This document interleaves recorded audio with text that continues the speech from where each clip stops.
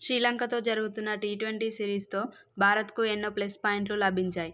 Series సొంతమవ్వడం, ఆటగాళ్లంతా రాణించడంతో team management full హ్యాపీగా ఉంది.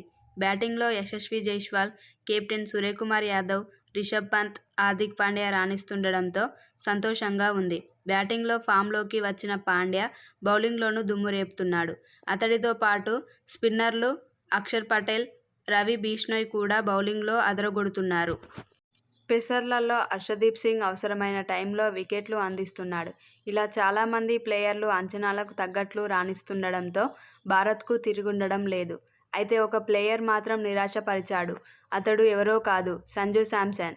Team India batter అయిన సంజూ శాంసన్కు టీంలో సరైన అవకాశాలు ఇవ్వడం లేదనే విమర్శల మధ్య రెండో టీ20లో ఛాన్స్ ఇచ్చింది management. Vice captain Shubman Gill ప్లేస్లో అతడ్ని ఆడించింది. కానీ ఆడిన తొలి బంతికే క్లీన్ బౌల్డ్ అయ్యాడు సంజూ శాంసన్. లేక వచ్చిన అవకాశం నేలపాలు కావడంతో అతడికి మళ్లీ టీంలో స్థానం లభించడం కష్టమే అంటున్నారు.